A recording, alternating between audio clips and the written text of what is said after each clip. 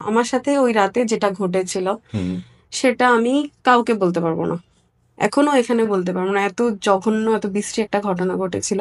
ওরা সকালবেলা যখন আমার রুমে আসে, বেডে হচ্ছে দেখতে পায়। আচ্ছা। আর এটাও খুবই হাস্যকর ছিল তাদের জন্য। কেন? যে না, মেয়ে ভার্জিন আছে। ও আচ্ছা, আচ্ছা, আচ্ছা, আচ্ছা। এখন যেটা ভার্জিন বলে তখন সেটা বলে সতীত্ব। তখন আমার মা যে আমাকে যখন ডাকলো, দেখলো যে আমার বেডের মানে আমার পিঠের নিচে সম্পূর্ণ জায়গাটায় প্রচুর পরিমাণে। আমার বয়সটা বা আমার শরীরটা ওইরকম ছিল না যে আমি একটা মানুষকে নিতে পারবো। রাত্রেবেলা হচ্ছে উনি আমাকে কোল্ড ড্রিঙ্কস খাওয়াইতো। হুম। আমি এর আগে ওরকম কোল্ড ড্রিঙ্কস কখনো খাইনি। সে বলতো এটা নতুন কোল্ড ড্রিঙ্কস, তুমি খাও। আচ্ছা। খাওয়াইতো। তারপরে আমার সাথে সে তার কি করতে মন চাইতো সে করতো। আমি মনে হয় বিয়ের 4-5 দিন পরে মাটি কাটছিলাম আমার শ্বশুর বাড়িতে। এটার জন্য আপনার মাকে দায়ী করেন? আমার মা বাবা দুজনকেই দায়ী করি। শুধুমাত্র আমার মনে হয় যে মানে বিয়ে আর তারপরে ডিভোর্স, এই জিনিসটা একটা জঘন্য একটা জিনিস, যেটা আমার সাথে খুব বাজেভাবে ঘটেছে। আমি ডিএস অর্ণ, আমাকে দেখতে পাচ্ছেন আর্জেনিরো পেজে। আমরা যে ব্যাপারটা বিশ্বাস করি সেটা হলো প্রতিটি সংসার হোক সুখের এবং প্রতিটি শিশু বেড়ে উঠুক তার বাবা মার আদর, ভালোবাসা এবং শাসনে। আমরা সন্তানরা চাচ্ছি বাবা মা একসাথে থাকুক। আমরা যেটা বলতে চাই সেটা হচ্ছে যে স্বামী স্ত্রীর মাঝে ডিভোর্স হতে পারে, কিন্তু বাবা মার মাঝে ডিভোর্স না হওয়াটাই ভালো। নো ডিভোর্স নিয়ে আমি আছি, অ্যাসোসিয়েশন উইথ আর্জেনিরো। আমাদের সাথে একজন করে গেস্ট থাকে। আজকে যিনি আছেন প্রথমে পরিচিত হয়নি। হ্যালো, কেমন আছেন আপনি? ভালো আছি, আপনি কেমন আছেন? আল্লাহ ভালো রেখেছে। আপনার পরিচয়টা বলেন। আমার নাম জান্নাতুল। আমি একজন স্টাফ নার্স, একটি বেসরকারি হসপিটালে কর্মরত আছি। আচ্ছা, দেশের বাড়ি? দেশের বাড়ি কুমিল্লা। আর কিছু বলা যাবে না? আর কিছু বলতে চাচ্ছি না। আচ্ছা, আমাদের শোটার নাম হচ্ছে নো ডিভোর্স। মূলত যারা এটার ভিতর দিয়ে গিয়েছে কিংবা যাচ্ছে তারাই থাকে আমাদের গেস্ট হিসেবে। আপনার বিয়ে হয়েছিল কত বছর বয়সে? 13 বছর বয়সে। কত বছর? 13 বছর। কোন ক্লাসে পড়তেন? 6-7 এরকম। 6 আর 7? 7। ক্লাস 7। বিয়েটা কিভাবে হয়েছিল? পারিবারিক না প্রেম? প্রেম তো না, পারিবারিক, কিন্তু একরকম জোরপূর্বক না, হয়েছিল। কিরকম? পারিবারিক হলে জোরপূর্বক কি করে হয়? আহ আমার বাবা ছিল না দেশে, বাবা কিংবা চাচা কেউই ছিল না। ছেলেরা একটু প্রভাবশালী ছিল, আমি একটু সুন্দরী ছিলাম আর খুবই অল্প বয়সের ছিলাম। মাশাআল্লাহ, এখনো সুন্দরী আছেন। Thank you. তো প্রথমে আমার ফ্যামিলি রাজি হয়নি, হুম। পরে কোনো না কোনোভাবে মানে একরকম জোর করেই হচ্ছে আমার বিয়েটা হয়। মানে ছেলেটা আপনাকে দেখেছিল কোথায় কিংবা এরকম কোনো কিছু? আমার পাশের এলাকার ছিল। হুম। দেখতে মানে কোথায় দেখেছে আমি সঠিক বলতে পারবো না। সে কি করতো? প্রবাসী ছিল। আচ্ছা, দেশে ফেরত আসার পরে আপনাকে ভালো লাগে? হ্যাঁ। বিয়েটার কি এটা পারিবারিকভাবে, যেহেতু আপনার বাবা ছিল না, তাহলে বিয়েটার আয়োজন করেছিল কে? আমার বাবার একজন দুঃসম্পর্কের ভাই আর আমার মেজো চাচি, হুম। ওনারাই এই আয়োজনটা করেছিল। আচ্ছা, আপনি কি তখন বিয়ে সম্বন্ধে বুঝতেন? একেবারেই না। বিয়ে সম্পর্কে আমার তখন কোনো আইডিয়াই ছিল না। আচ্ছা, এর মাঝে একটু বলে নিই যে আপনি বলছিলেন যে 13-14 বছর বয়স ছিল তখন। 14 ছিল না, 12-13 ছিল। 12-13। তো মেয়েরা তো সাবালিকা হয়, একটা একটা ব্যাপার থাকে সাবালিকা হওয়ার। তখন কি আপনি সাবালিকা ছিলেন? হ্যাঁ, ওই সাবালিকে জিনিসটা আমার সাথে ঘটেছিল। আচ্ছা, মানে বিয়ের হয়তো কয়েক মাস আগেই হয়েছিল আমার আচ্ছা, এই আচ্ছা, আচ্ছা। জিনিসটা। মানে এর জন্যই কি ফ্যামিলি বলেছে যে না এখন তাহলে বড় হয়ে গিয়েছে, বিয়ে দেওয়া যায়? হ্যাঁ, ওদের মতে আমি বড়ই হয়ে গেছিলাম হয়তোবা। আপনার বিয়ে কিভাবে হয়েছিল একটু পুরো ঘটনা যদি বলতেন। আমার বিয়ে আসলে আমি মানে ডিটেলস তো আমার মনে নাই, হুম। যতটুকু মনে জি আছে। প্লিজ। আমার বয়স ছিল 12-13 এরকম। আমি স্কুলে পড়তাম, মাত্র হচ্ছে স্কুল থেকে হাই স্কুলে গেছি। তো একদিন হচ্ছে আমার বিয়ের কথাবার্তা চলতেছিল। হুম। আমি অল্প শুনছি, এর বেশি কিছু শুনিনি। অনেক ঝামেলা হচ্ছিল যে বিয়ে দিবে না, দিবে দিবে না এরকম। তো পরে কোনো না কোনোভাবে হচ্ছে ছেলেরা অনেক প্রভাবশালী ছিল। তো যে কোনো ফ্যামিলিতে এরকম প্রভাবশালী বা অনেক টাকাওয়ালা ছেলে দেখলে হাতছাড়া করতে চায় না। তো প্রথমে আমার বাবা মা কেউই রাজি হয়নি। হুম। পরে অনেক বোঝানোর পরে আমার মা একরকম মন খারাপ করে বলছে, আচ্ছা ঠিক আছে, যদি ভালো কিছু থাকে হোক। ছেলের বয়স তখন কেমন ছিল? 28 ছিল, 28-29 এরকম। মানে আপনি 13-14, সে 28-29। হ্যাঁ। আচ্ছা, তো বিয়ে হয়ে গেল? হ্যাঁ, বিয়ে হয়ে গেল। বিয়েটা আমি একেবারেই বুঝতাম না। আচ্ছা। কারণ ওই যেদিন বিয়ে হয় সেদিন আমি আমার আম্মাকে বলি আমাকে যেন খুব সুন্দর করে সাজুগুজু করায় দেয়।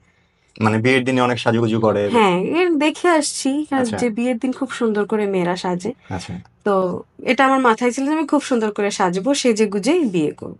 পারিবারিকভাবে বরযাত্রী আসলো, বিয়ে হলো, হ্যাঁ, তারপরে আপনি গেলেন শ্বশুর বাড়িতে। হ্যাঁ। আচ্ছা, তারপরে? বিয়ের দিনটা আসলে দিনটা গেছে কোনো রকম। যখন হচ্ছে আমাকে শ্বশুরবাড়ি নিয়ে যাওয়া হয়, সাথে আমার নানি ছিল, যার জন্য আমি এতটা ভয় পাইনি। ভাবছি ঠিক আছে, বেড়াইতেই তো যাচ্ছি, সাথে আমার নানি আছে।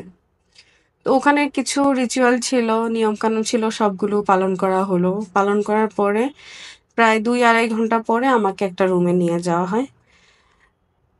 তখনও বুঝি নাই যে কি হতে যাচ্ছে বা কি ঘটতে যাচ্ছে। কারণ এই বয়সে তো বোঝার কোনো কারণ নেই যে না। আসলে বিয়ে ব্যাপারটা কি, কিংবা বিয়ের পরে আসলে কি কি হতে পারে।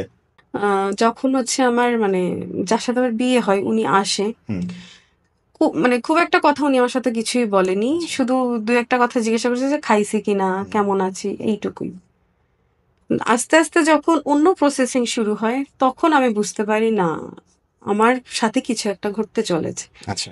আর ওই সময়টা এত বেশি বাজে ছিল আর বিভীষিকাময় ছিল যে আমার এখনো ওই জিনিসটা মাথা থেকে যায়নি। আমার প্রত্যেকটা ঘটনা, প্রত্যেকটা সেকেন্ড মনে আছে। আচ্ছা, কি ধরনের ঘটনা? এক ধরনের শারীরিক অত্যাচার যেটা খুবই মানসিকভাবে আমাকে ভেঙে দেয়। আচ্ছা, মানসিক এবং শারীরিক দুটোই? হ্যাঁ, আর এত বেশি ছিল যে মানে এর পরদিন থেকে আমার জীবন পুরো ওলটপালট হয়ে যায়। মানে আমি যে হচ্ছে একটা বাচ্চা ছিলাম হুম। ১৩ বছরের, হুট করে অনেক বেশি বড় হয়ে যাই। আচ্ছা, মানে একটু যদি বুঝিয়ে বলতেন আর কি। বিয়ের পরে হচ্ছে স্বামী-স্ত্রীর মধ্যে একটা সম্পর্ক হয়। আচ্ছা। যেটা হ্যাঁ, এটা আমি স্বাভাবিক ঘটনা। এখন বুঝি। হুম। খুবই সিম্পল, খুবই নরমাল একটা জিনিস। আর সেই নরমাল জিনিসটা যখন ২৮-২৯ বছরের কেউ একটা ১২-১৩ বছরের মেয়ের সাথে জোরপূর্বক করে, তার ইচ্ছার বিরুদ্ধে, তখন সেটা অস্বাভাবিক হুম। আর নির্যাতিত রূপ নেয়। আচ্ছা। আর সেটাই আমার সাথে ঘটেছিল। আচ্ছা, তো আপনার বাসর হলো হ্যাঁ, পরের দিনে? বাঁশরই বলা যায়। না, স্বাভাবিক ব্যাপার, বিয়ের পরে তো হ্যাঁ। বাসরই হয়। পরের দিনের ঘটনা? পরের দিনের ঘটনা আমি হচ্ছে সকালবেলা সবাই আসে একদম হুম। খুব ভোর, ভোর। হুম। আর আমার এটা মাথায় নাই যে আজকে কি মানে আনন্দ করব নাকি হচ্ছে আসবো না কারোর সাথে কথা বলবো। আমার কোনো ধরনের অনুভূতি ছিল না। আমি চুপচাপ, ওরা আমাকে সাজাচ্ছে, আমি বসেছিলাম। ওরা আমাকে বলতেছে একে সালাম দাও, ওকে সালাম দাও। কিছু নিয়ম কানুন হুম। ছিল। করতেছে, আমি খালি হ্যাঁতে হ্যাঁ, নাতে না বলতেছি। এর বাইরে কিছু না। কিন্তু যখন আমার পরিবার আসে, তখন কেন যেন আমি মানে ওদের সাথে আমার আর হচ্ছে না কথা বলার ইচ্ছা হচ্ছিল, না ওদেরকে আমার ভাল লাগতেছিল। আচ্ছা। আর মানে হয়তো তখন থেকে আমার মায়ের সাথে আমার সম্পর্কটা একেবারেই চেঞ্জ হয়ে যায়। একেবারে। আমি উনাকে আর কখনো আমার কোনো কথা এখনো অব্দি বলতে পারি না। বলিও না। মানে আপনার কাছে কি মনে হয় যে আপনার জীবনের যে পরিবর্তনটা হয়েছে, কিংবা আপনার জীবন যেরকম ছিল এখন যে অবস্থায় আছেন, এটার জন্য আপনার মাকে দায়ী করেন? আমার মা-বাবা দুজনকেই দায়ী করি। কারণ সম্পূর্ণ ওরা চাইলে অনেক কিছু করতে পারত। কিন্তু হুম। তারা করেনি। আমাকে সম্পূর্ণ ছেড়ে দিছে।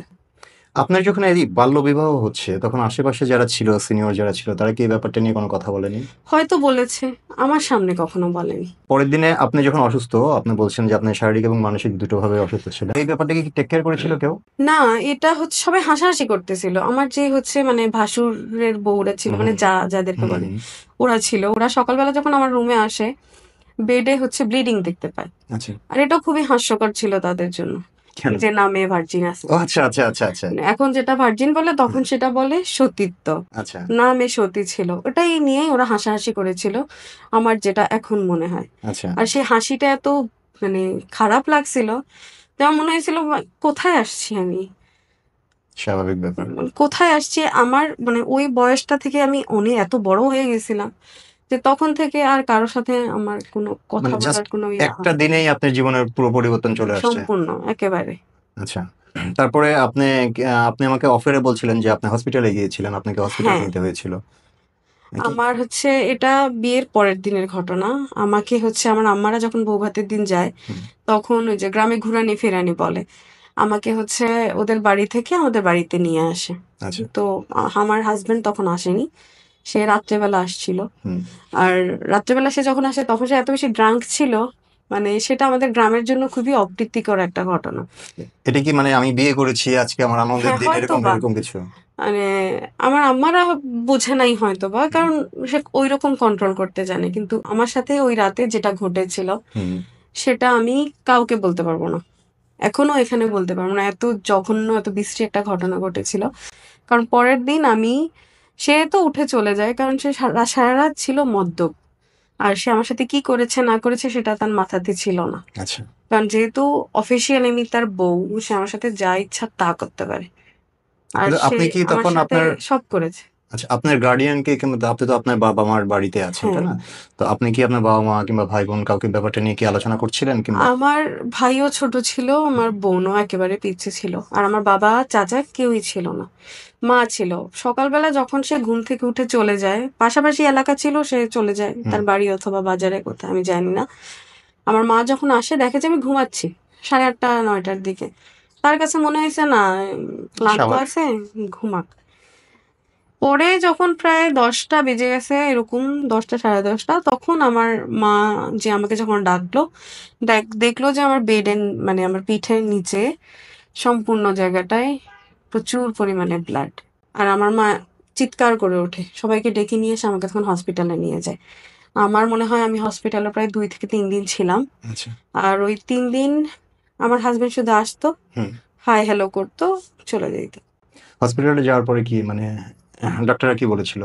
ডাক্তাররা আমার সামনে শুধু অবাক হয়েছিল। আমার মনে হয় আমার সামনে কিছু বলে নাই ওরা। কিন্তু যখন রিলিজ দেয় আমার সামনে বলেছিল যে মেয়েটার উপর অত্যাচার একটু কম করার জন্য। আর এটা আমার মা সরাসরি আমার হাসব্যান্ডকে বলছিল যে আমার মেয়ের উপর অত্যাচার করিও না। আচ্ছা। ওটা কোনোভাবে তার ইগোতে লেগে যায়। তারপর আমার সাথে প্রায় 3.5 মাস 4 মাস মানে প্রতিনিয়ত এই অত্যাচারটা হয়। এখানে আমার কাছে মনে হয় যে দেখেন বিয়ে যেহেতু হয়েছে, তাই না? বিয়ের পরে একটা ব্যাপার থেকেই থাকে সাংসারিক জীবনে একটা। আপনি যেহেতু বিয়ে ব্যাপারটাই জানেন না, তো আপনার কাছে নতুন লাগছে, যেহেতু আপনার বয়স কম। হ্যাঁ, হ্যাঁ, আপনার কাছে নতুন লাগছে, বাট আপনার বিয়েটা যদি মানে পূর্ণ বয়সে হতো তাহলে কিন্তু ব্যাপারগুলি স্বাভাবিক হতো। হ্যাঁ, যেহেতু আপনি নাবালিকা একটা মেয়ে, ছোট্ট একটা মেয়ে, আপনার কাছে সেটা, এবং সে যে কাজটা করেছে সেটা অবশ্যই ভালো কাজ করেনি। 3 মাস পরে কি মানে 3 মাসের কি সংসার কি আপনাদের 3 মাসের? 3-4 মাস এরকমই হবে। আমার বিয়ে হয় ফেব্রুয়ারির 21 তারিখ। হুম। আমার মনে হয় তারপরে জুন জুলাইয়ের দিকে আমি আমার বাড়িতে চলে আসি। জুনের দিকে। একবারে চলে আসেন নাকি? হ্যাঁ, কেন? আমি আর অত্যাচার নিতে পারতেছিলাম না। কিসের অত্যাচার মানে কি আপনার আমার হাজবেন্ডের? যখন মানে ওই হসপিটালাইজড হই, তারপর যখন আমাকে মানে আমার বাড়িতে নিয়ে আসে, আমি স্ট্রিক্ট বলে দিই যে আমি যাব না ওই বাড়িতে। হুম। কোনোভাবেই যাব না। আমি বাড়িতে থাকবো। আমি ওই ছেলের বাড়িতে যাব না। তো তখন মুরুব্বিরা আসে, আমার শ্বশুর-শাশুড়ি আসে। সবাই বসে। বসার পরে মানে খুব সুন্দর করে বুঝায় সুঝায় নিয়ে যায় আমাকে আবার ওই বাড়িতে। নিয়ে যাওয়ার পরে মানে হসপিটালাইজড হওয়ার মতো এরকম ঘটনা ঘটেনি। আচ্ছা। কিন্তু প্রায় ১ সপ্তাহ উনি আমার সাথে কিছু করেননি। খুব সুন্দর হুম। ব্যবহার করেছিল। কিন্তু ১ সপ্তাহ পরে আমার মনে হচ্ছিল যে রাত্রে কি ঘটতেছে সেটা আমার দিনে মনে নাই। আর এত বেশি ঘুম আমার ছিল যে আমি সারাক্ষণই মাতালের মতো ঘুমাইতে থাকি।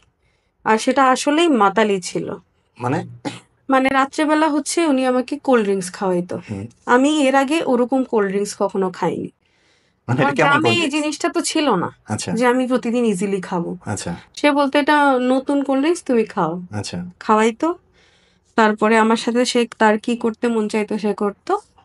সকালবেলা আমার কিছু মনে নেই, আমি ঘুম থেকে উঠতে পারতাম না। আর আমার শরীরে ছিল মানে অসংখ্য ব্যথা। মানে জঘন্য ধরনের ব্যথা।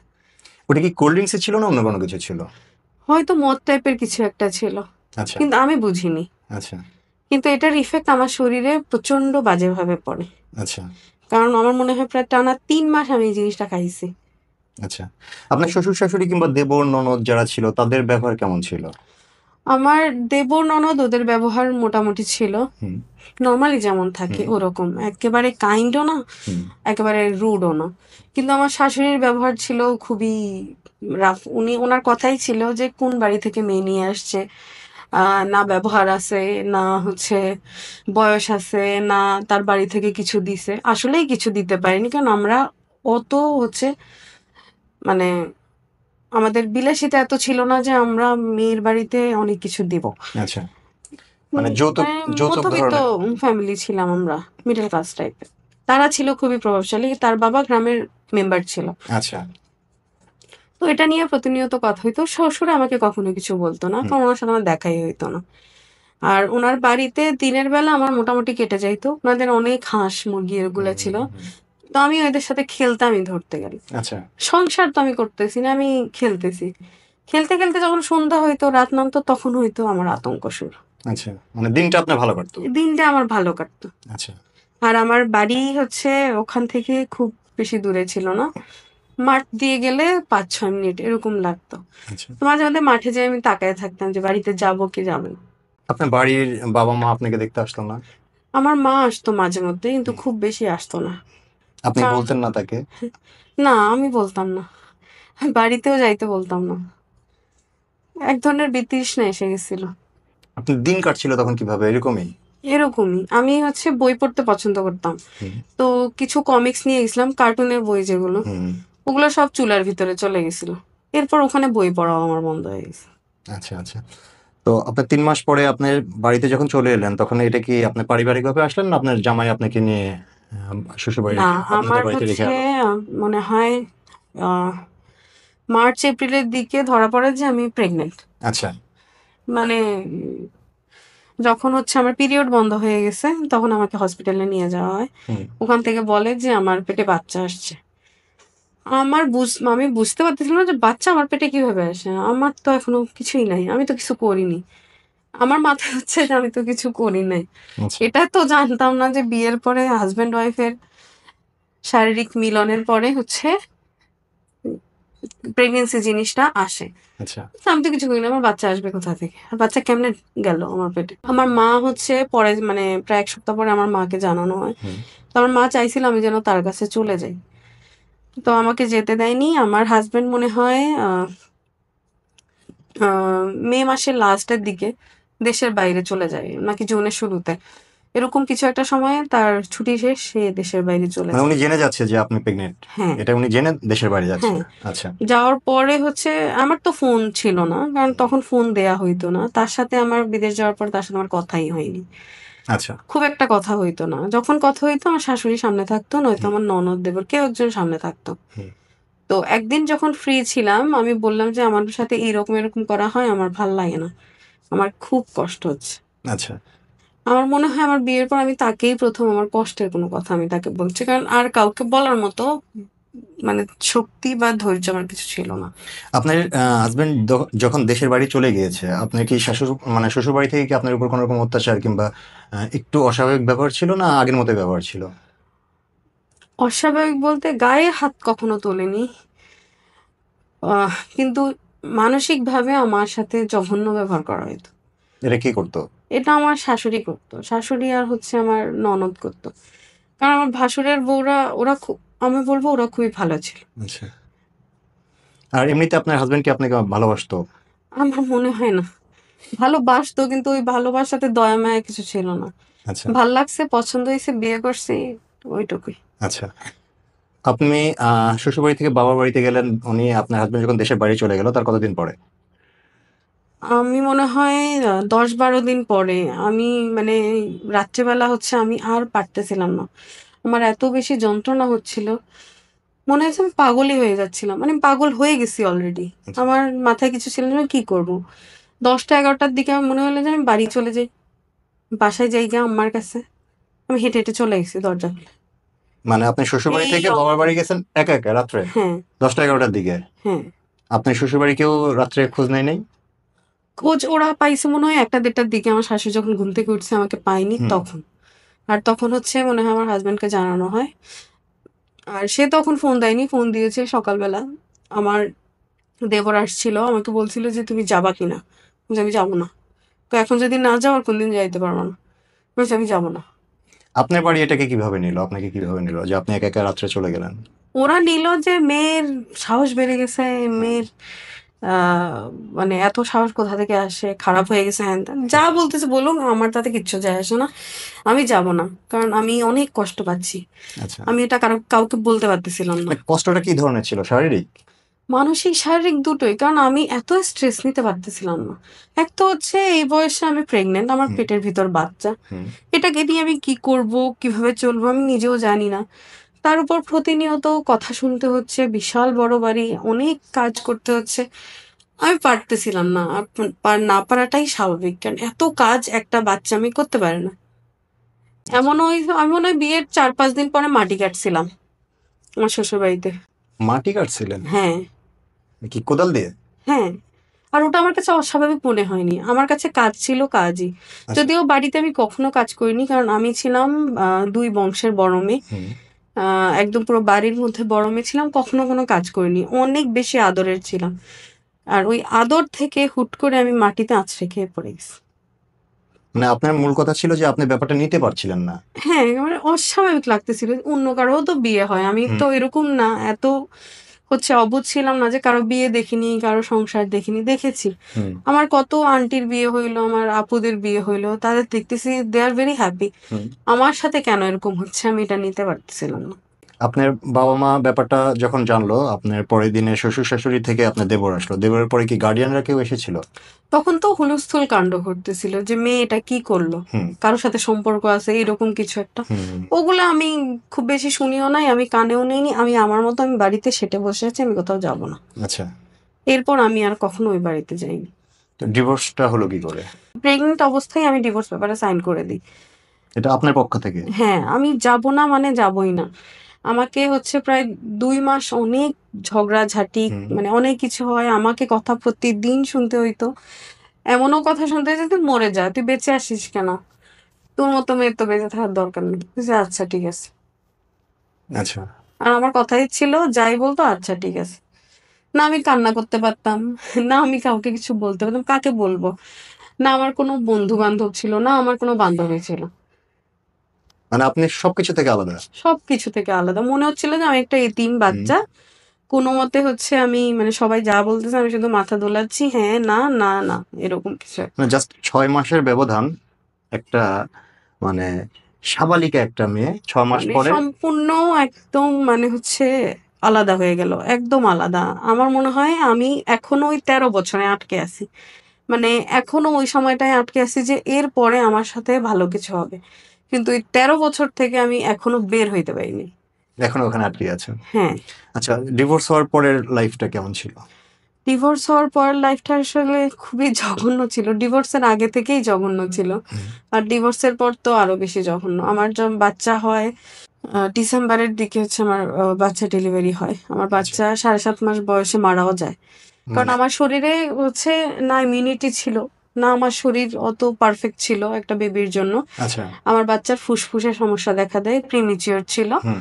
ওটা মনে হয় ৯ মাস, ১০ মাস তো হয় না, ৯ মাসের সময় হয়েছিল। আচ্ছা। আর ওজন খুবই কম ছিল। আচ্ছা। উনি পৃথিবীতে ছিল বাচ্চাটা ৭ মাস মতো? ৬ মাস ৭ মাসের মতো। আচ্ছা। আর আমি অত কেয়ার করিনি তার এটা উপরে। ছেলে বাবু ছিল না মেয়ে বাবু ছিল? ছেলেবাবু ছিল। ছেলে বাবু ছিল। হ্যাঁ। তার চেহারাটা মনে আছে আপনার? হ্যাঁ, একদম মনে আছে। পুরো বাবার মতো হয়েছিল। যেমন লম্বা, লম্বা তার হাত-পা ছিল। হুম। আমার মতো একদম ফর্সা ছিল। তার কিন্তু কোনো ওটা ছবি আছে আপনার কাছে? না, ছবি তো তখন মোবাইল তো ছিল না যে ছবি তুলবো। তার সবকিছু আমার মনে আছে। আমার মনে হয় মানে তখন তার প্রতি আমার একটু যত্ন নেওয়া উচিত ছিল। আমি যত্ন নেইনি, যেটা সত্যি কথা। হইছে ঠিক আছে, হইছে, থাকুক। এটা কি আমার দুটো কোনো ব্যাপার ছিল সমস্যা যে আপনি যত্ন নেন নাই, না আসলে আপনি যত্ন নিতে জানতেন না?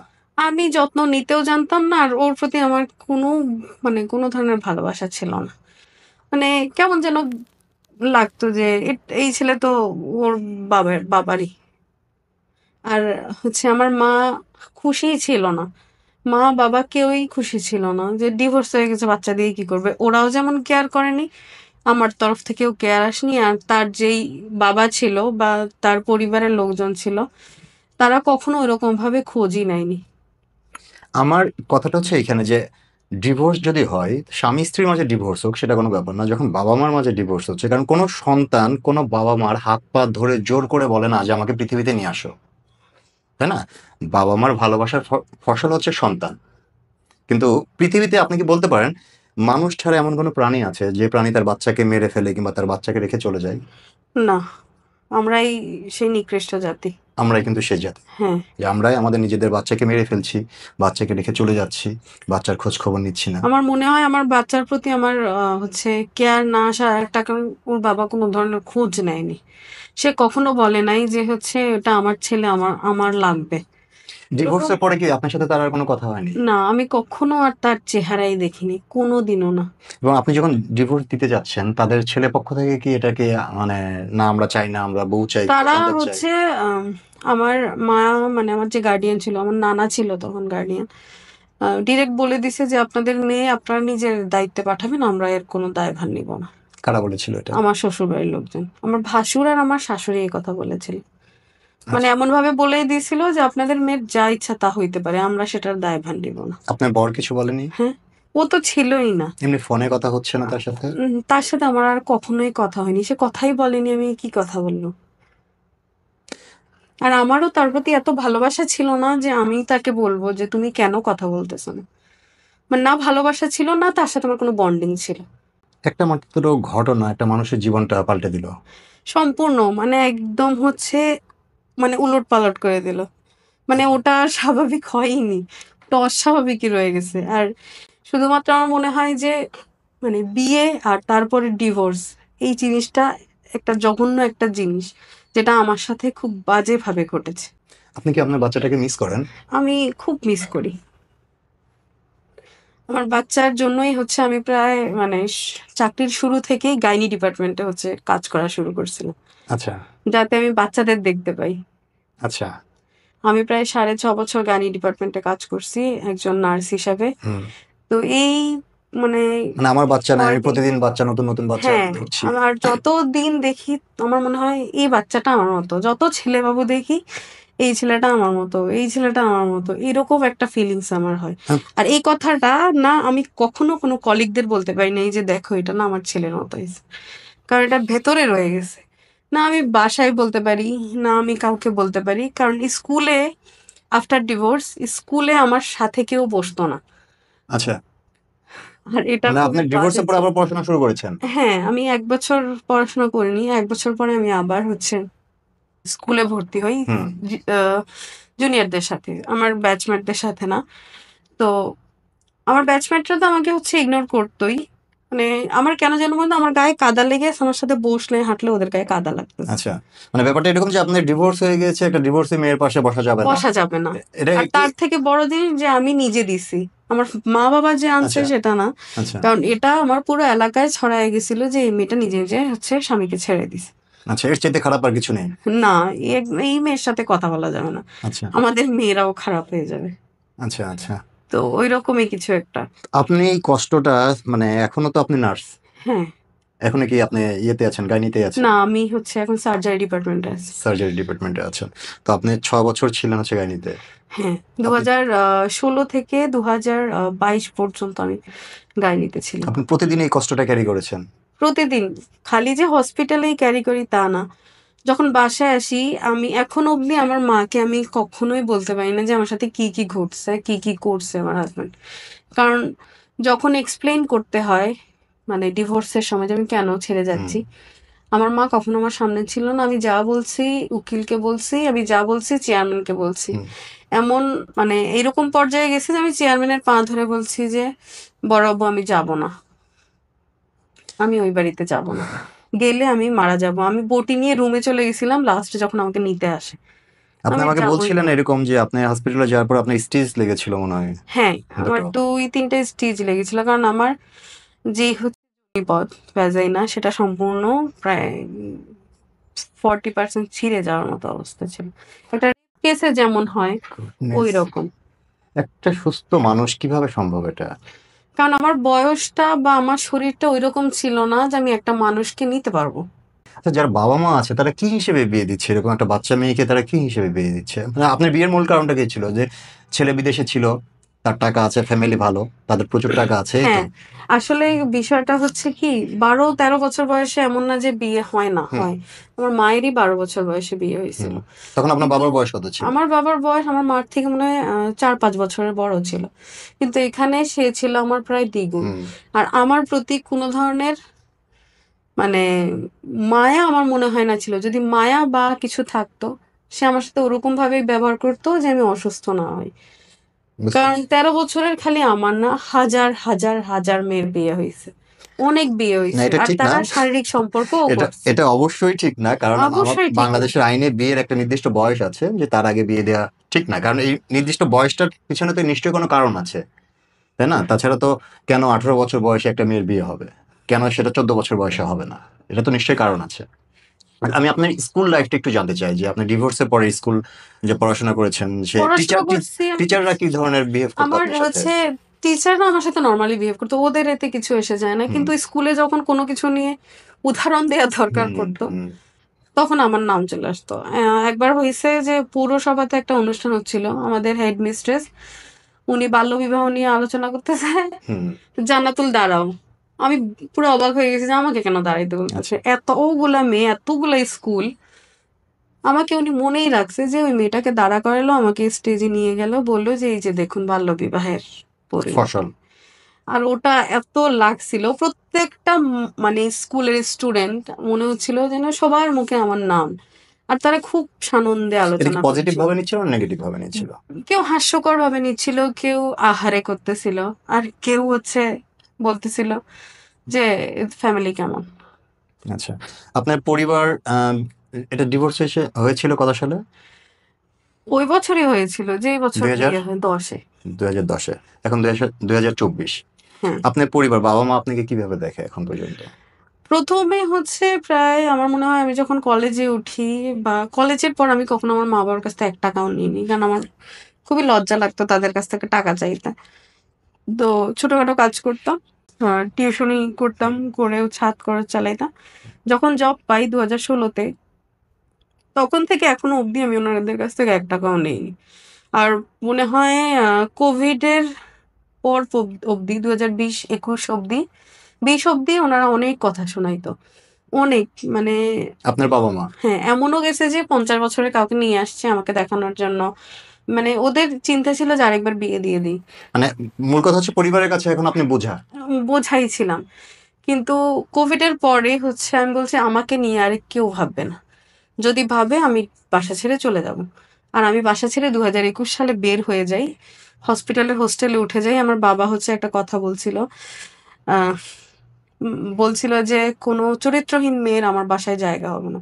কিন্তু আমি মানে বলতে পারি যে তখন অবধি আমার চরিত্রে কোনো দাগ ছিল না। এরপরে আমি খারাপ হয়ে যাই। আমি আসলেই খারাপ হয়ে যাই। সমাজে মেয়েদের যেই খারাপ গুণগুলো থাকলে মেয়েদের খারাপ বলে, আমার মধ্যে সবগুলো গুণ আছে। এখন হ্যাঁ, আমি ইচ্ছা করে খারাপ হইনি। আমাকে যখন বলছে, মানে মানুষের কথা শুনে যখন বলছে যে কোনো চরিত্রহীন মেয়ে আমার বাসার জায়গা নাই, তাকে বলো বাইরে চলে যেতে, তখন আমার এত গায়ে লাগছিল যে আমি, তখন মনে হয় রাত 8টা বাজে, আমি হসপিটালে চলে আসি ব্যাগ নিয়ে, আম্মুরে বলি যে আমার নাইট ডিউটি আছে, আমি চলে যাচ্ছি, আচ্ছা। Urgent night. আচ্ছা। আমার বিয়ের ভিতরে জয়েন হওয়ার তখন মনে হয় 2 মাস 3 মাস হয়েছিল। আমি হসপিটালে চলে আসি, এসেই আমি হচ্ছে অ্যাপ্লিকেশন দিই যে আমার হোস্টেল লাগবে। আচ্ছা। আর তার 1 দিন 2 দিন পরে আমি হসপিটালে আমার একটা কলিগের বাসায় ছিলাম। আহ, ওই কলিগের বাসায় থাকাকালীন হচ্ছে আমি কিছু বাজে কাজে জড়ায় পড়ি, সেগুলো আমি হচ্ছে বলতে যাচ্ছি না। বুঝতে পেরেছি। তো হোস্টেলে আমাকে বলে যে ফ্লোরিং করতে হবে, কোনো বেড খালি নেই। আমি বলছি, ফ্লোরিং কেন, আমি খালি জমি পেলে আমি ওখানে শুয়ে থাকতে রাজি আছি, কিন্তু আমার একটা জায়গা লাগবে যেখানে আমি ডিউটি শেষে যেয়ে ঘুমাইতে পারবো। আর তখন আমার ফ্লোরিং শুরু হয়, তখন থেকে এখনো অব্দি আমি হোস্টেলে আর বাসায় মাঝে মধ্যে বেড়াইতে যাই। আপনি কি কোনো কারণে দায়ী করেন, আপনার বাবা মাকে দায়ী করেন আপনার ডেফিনেটলি, সামনে? অবশ্যই দায়ী করি, কারণ আমার মনে হয় তারা একটু মানে জোর করলে আমাকে হচ্ছে ওই জিনিসটা থেকে বের করতে পারতো। আমার স্কুল মানে উচ্ছন্নে গেছে, আমার কলেজেও আমি কোনো ছেলের সাথে ফ্রি হইতে পারি নাই, আচ্ছা। কারণ আমার মনে হয়তো যে এই ছেলেটাও খারাপ, মানে মানে এটাও বদ। ছেলে মানুষ সম্বন্ধে আপনার একটা বাজে হ্যাঁ, ধারণা তৈরি হয়েছে। মানে এটাও বদ, এই ছেলেটাও খারাপ, আমি এর সাথে কথা বলবো না। আচ্ছা, আর একটা প্রশ্ন করি একটু অন্যরকম। সেটা হচ্ছে যে আপনার 2010 সালে যদি ডিভোর্স হয়ে থাকে, 14 বছর চলছে, এর মধ্যে কি কারোর সাথে কোনো সম্পর্কে জড়িয়েছেন? সম্পর্ক বলবো না, হচ্ছে একটা ছেলে ছিল যাকে আমি পছন্দ করতাম। হুম স্কুলে থাকতেই আমার তার সাথে পরিচয় হয়েছিল। মানে যেখানে কোনো ছেলে মেয়ে আমার সাথে হুম। খুব একটা ইন্টারেস্ট দেখাইতো না কথা বলার, সেখানে সে আমার সাথে কথা বলতো। আর সে খুবই মানে পোলাইট আর খুবই নর্মালি বিহেভ করতো, যেটা আমার মনে হতো না আমি এই ব্যাপারটা ডিজার্ভ করি। ওর নাম মুহি ছিল। আনফর্চুনেটলি সে 2016 সালে মারা যায়। মারা গিয়েছে? হ্যাঁ, কিভাবে? ওর ব্লাড ক্যান্সার ধরা পড়ে। ধরা পড়ার 6 মাস পরে ও যে মেডিকেলে পড়াশোনা করতো, রংপুর মেডিকেল, সেখানেও মারা যায়। আর একটা কষ্টর কথা হচ্ছে সে এতিম ছিল, ওর মা বাবা ছিল না, যার জন্য হয়তো সে আমার কষ্টটা বুঝতো।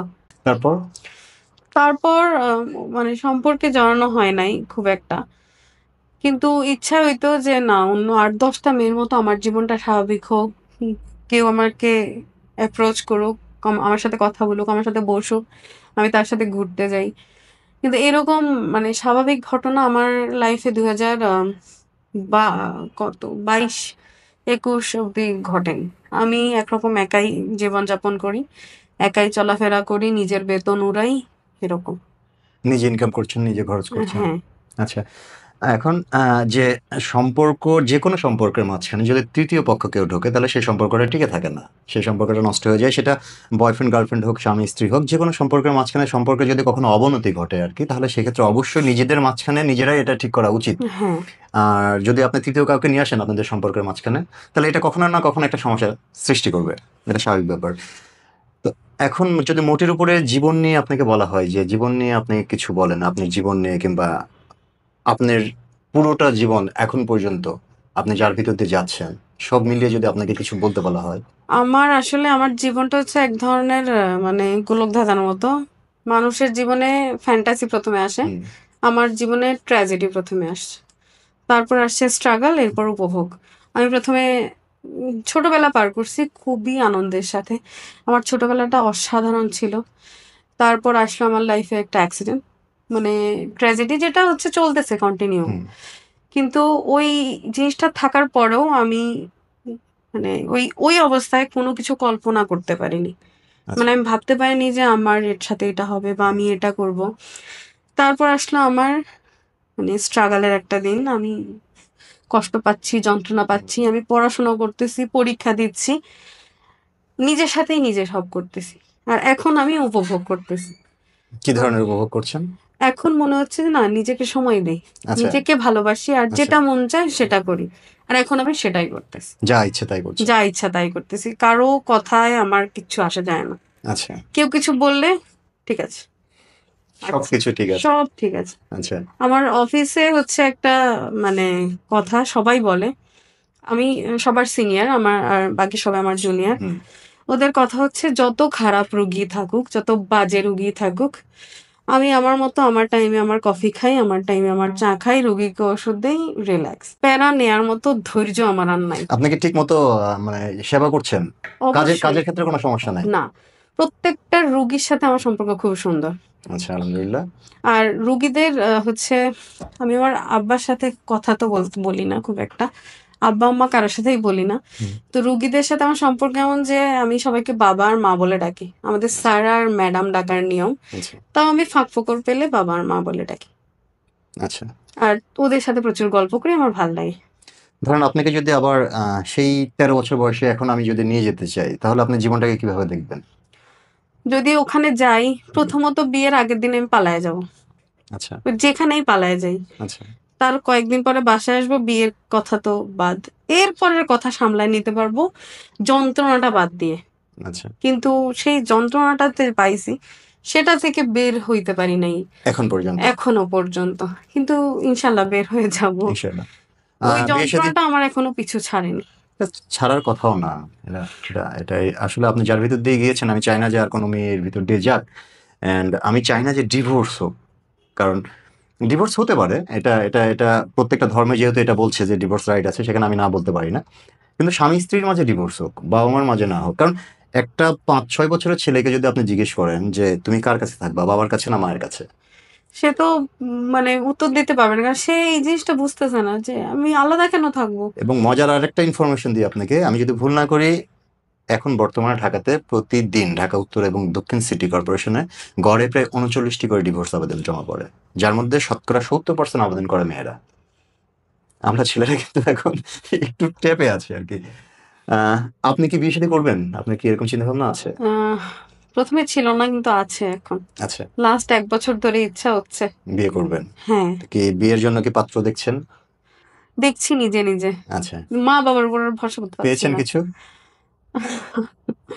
হ্যাঁ, আচ্ছা, আমি চেষ্টা করতেছি সঠিকভাবে পেলে হচ্ছে করে নিব। ইনশাআল্লাহ। এখন জীবন সম্বন্ধে আপনার কি বলার আছে? যারা শুনছে কিংবা যারা দেখছে, মানে আপনার অভিজ্ঞতা আমার থেকে আপনি তাদেরকে কি বলতে আমার পারেন? আসলে অভিজ্ঞতা হচ্ছে জীবন মানে একটা ডায়েরির মতো। এখানে হচ্ছে অনেক কিছু থাকবে। হুম, দুঃখ যেমন থাকবে, কষ্টও থাকবে, ঝামেলা মানে অনেক কিছু থাকবে। কিন্তু এই সময়ে যখন আমাদের দরকার কাউকে, ওই সময়টা আমরা কাউকে ছেড়ে না যাই, থাকি, পাশে থাকি। কারণ যদি পাশে থাকা হয় তাহলে এই দূরে যাওয়ার জিনিসটা ঘটে না। আমরা দূরে চলে যাই এজন্যই কারণ আমরা পাশে থাকতে পারি না। আমরা পাশে থাকতে পারি না আবার এটাও চাই যে আমার পাশে থাকুক। আর থাকার জন্য আমাকে আগে থাকতে হবে। আর আমি চাই থাকুক পাশে কেউ একজন। দরকার। অবশ্যই দরকার। অবশ্যই। একা একটা মানুষ বাঁচতে পারে না। আর সংসার একা, একা করা যায় না। একা একটা সংসার কখনোই হয় না। সংসারে ২ জন মানুষ লাগে, ২ টা প্রাণ লাগে। একা, একা কিচ্ছু হয় না। দিন শেষে আপনার এরকম একটা মানুষ দরকার যে মানুষের কোলে আপনি মাথা রাখতে পারবেন, যে হ্যাঁ, মানুষকে আপনি দেখলে আপনার মনটা ভালো হয়ে যাবে, যাকে আপনার মনের যে কোনো দুঃখ কষ্টের কথা বলতে পারবেন, যে আপনার মাথায় হাত বুলিয়ে দিবে কিংবা আপনি তার মাথায় হাত বুলিয়ে দিবেন। একটু ছোট্ট একটা এক্সাম্পল দিই। আমার বাবার বয়স হচ্ছে এখন ৮৪ বছর। বাবা অসুস্থ। বাবা কিছুদিন আগে ব্রেন স্ট্রোক করেছিল। এখন মোটামুটি আল্লাহর রহমতে সুস্থ আছে। বাড়িতে শুধু আমার বাবা আর মা থাকে। আমরা ৫ ভাই, ৫ ভাই ঢাকাতে থাকি। তো আমার বাবার যত রকম টেক কেয়ার আছে টোটালটাই আমার মা করছে। এবং তাদের ২ জনকে দেখে আমার এত ভালো লাগে যে তার মা কখনো কষ্ট অনুভব করছে না যে বাবার খাবার বলেন, গোসল বলেন, যা কিছু আছে। এবং এরকম মাঝে, মাঝে হচ্ছে সে মনে করেন টয়লেটে যেতে, যেতে সে টয়লেট করে ফেলছে। তার বয়স হয়ে গিয়েছে, সে এখন পারছে না। মা সেগুলো ক্লিন করছে এবং কাজের লোককে দিয়েও মা করতে দেয় না। কাজের লোককেও দিচ্ছে না যে এটা করতে। এখন আমরা যেভাবে আজ থেকে ১০ বছর আগে যদি চিন্তা করি যে পরিমাণ ডিভোর্স ছিল আর এখন যে পরিমাণে হচ্ছে, যদি এটা টু বি কন্টিনিউ চলতে থাকে, আজ থেকে ১০ বছর পরে কি মনে হয় যে মানুষ বিয়ে-শাদী করার দিকে ঝুঁকবে? এখনো অনেকে এই জিনিসটার প্রতি ইন্টারেস্ট মানে দেখাচ্ছে না। মানে ওদের মনে হচ্ছে যে ধুর বিয়ে-শাদী করে কি হবে? সেই তো ছেড়েই চলে যাবে। কেন এরকমই ছেড়েছ? ভাবে। অনেকেই এরকম ভাবে। আমার আশেপাশেই আমি দেখি আমার অনেক কলিগ, হুম, ধুর বিয়ে করব না। চাকরি করতেছি, নিজে, নিজে খাচ্ছি, আমার কাউকে লাগবে না। কিন্তু আমি যেটা ফিল করি আহ যে মানে এই মুহূর্তে আমার যেটা হয়, আমি যখন সারাদিন পর খুব টায়ার্ড, আমি প্রচুর বকি। অনেক বকি। আমার মন চায় যে কারো মাথা খেয়ে নিই বকতে, বকতে। ওই বকার মানুষ যেহেতু আমার নাই। আর এটা মানে কেউ বলেও না যে, "এত টেনশন করো কেন? আমি আছি। টেনশন করো না।" এই জিনিসটার জন্য একজন দরকার। আর আমার সেটা নাই। ওদের অনেক মানুষ যারা হচ্ছে এই ধরনের কষ্ট পায়নি। হুম, হুম। তারা জানে না যে একা থাকার যন্ত্রণা কি। তাই তারা খুব ইজিলি বলে ফেলে যে আমার কাউকে লাগবে না। আমার আরেকটা কিন্তু প্রশ্ন আমার খুব আসলে কাউকে আমার লাগবে। আরেকটা খুব জানতে ইচ্ছে করে যে ডিভোর্সের পরে যখন মেয়েরা একা থাকে তখন ছেলেরা কি এটার সুযোগ নেওয়ার চেষ্টা করে? অবশ্যই চেষ্টা করে। খালি সুযোগ না, খুব বাজেভাবে চেষ্টা করে। আচ্ছা। আর যখন কোনো মেয়ে এটাতে হচ্ছে রাজি না হয়, হুম, তখন ইজিলি তার ক্যারেক্টারে হচ্ছে আঙুল চলে আসে। আচ্ছা। আর তাকে ছেড়ে দেওয়া খুবই সহজ, খুবই সহজ। কারণ আমি আমার কথাই বলি। এমন না যে আমার বিয়ে ঠিক হয়নি বা বিয়ের চেষ্টা করিনি। একটা ছেলে হচ্ছে বলেছিল যে সে আমার সাথে সম্পর্ক করতে চায়। আর যেহেতু আমার ভেতরে একটা ভীতি আছে, আমি বলছি যে প্রেম তো আমার দ্বারা হবে না। হুম, আমি বিয়ে করব। তোমার যদি ইচ্ছা হয় বিয়েতে আগানোর তুমি কথা বলতে পারো।